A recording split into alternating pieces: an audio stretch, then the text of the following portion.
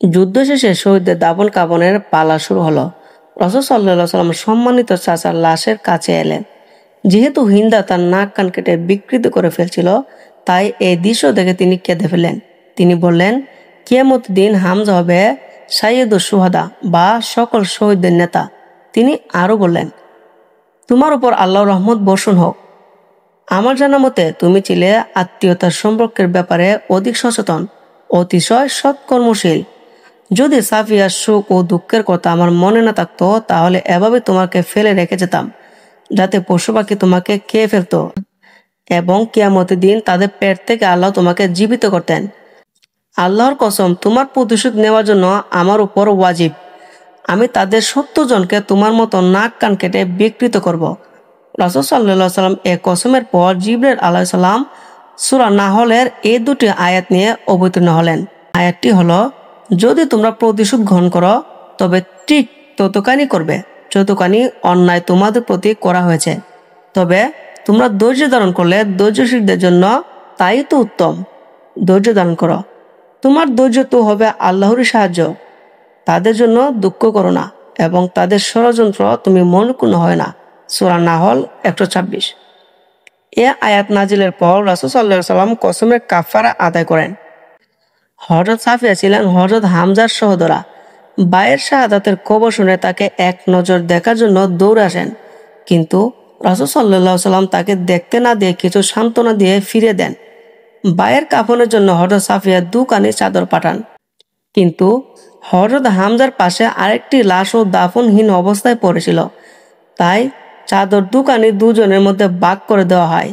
হযরত খাব্বাব ইবনুল আরাত রাদিয়াল্লাহু তাআলা আনহু বলেন, একটি চাদর ছাড়া হামজাকে কাফন দেওয়ার জন্য আর কোনো কাপড় আমরা পেলাম না। তা দিয়ে মাথা রাখলে পা বেড়ে যায়, আর পা রাখলে মাথা বেড়ে যায়। তাই আমরা চাদর দিয়ে মাথার দিকটা ঢেকে দিলাম এবং পায়ের দিকটা ইস্কির বা ঘাস দিয়ে পা ঢেকে দিলাম। সাইয়্যিদুশ শুহাদা হযরত হামজাকে উহুদের ময়দানে দাফন করা হয়।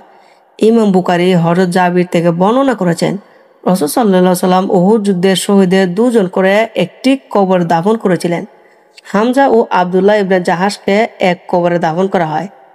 ইবনে হাজার আল ইসাবা গ্রন্থে আবি তাহিরের সূত্রে উল্লেখ করেছেন যে, হযরত জাবির রাদিয়াল্লাহু তাআলা আনহু বলেন, মুয়াবিয়া যেদিন উহুদের কূপ খনন করছিলেন, সেদিন আমরা উহুদের শহীদদের জন্য কান্নাকাটি করছিলাম।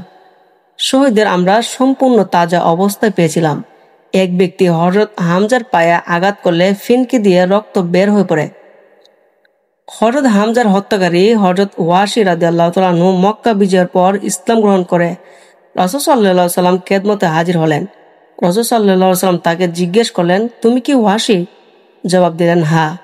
তুমি কি হামজাকে হত্যা করেছ? জবাব দিলেন, আল্লাহর রাসূল যা শুনেছেন তাই সত্য। রাসূল সাল্লাল্লাহু আলাইহি ওয়াসাল্লাম বললেন, তুমি কি তোমার চেহারাটা আমার নিকট থেকে একটু গোপন করতে পারো? তখনই তিনি বাইরে বেরিয়ে যান এবং জীবনে আর কখনো রাসূল সাল্লাল্লাহু আলাইহি ওয়াসাল্লাম মুখোমুখি হননি। রাসূল সাল্লাল্লাহু আলাইহি ওয়াসাল্লাম ওফাতের পর হযরত আবু বকর সিদ্দিক রাদিয়াল্লাহু তাআলা আনহু খেলাফতকালে বন্ড নবী মুসাইলামার বিরুদ্ধে অভিযান পরিচালনা করেন। তিনিও সে অভিযানে অংশ নিলেন। এ উদ্দেশ্য যে মুসাইলামাকে হত্যা করে হযরত হামজার হত্যার কাফারা আদায় করবেন। তিনি সফল হলেন। এভাবে আল্লাহ তাআলা তাকে দিয়ে ইসলামের যতটুকু ক্ষতি করেন তার চেয়ে বেশি উপকার সাধন করেন। এখানে শেষ করছি আমরা হযরত হামজা রাদিয়াল্লাহু তাআলা আনহু এর সংক্ষিপ্ত জীবনে। ওয়া সাল্লাল্লাহু আলা সাইয়্যিদিনা মুহাম্মদ ওয়া আলা আলিহি ওয়া সাহবিহি ওয়া সাল্লাম। আলহামদুলিল্লাহি রাব্বিল আলামিন।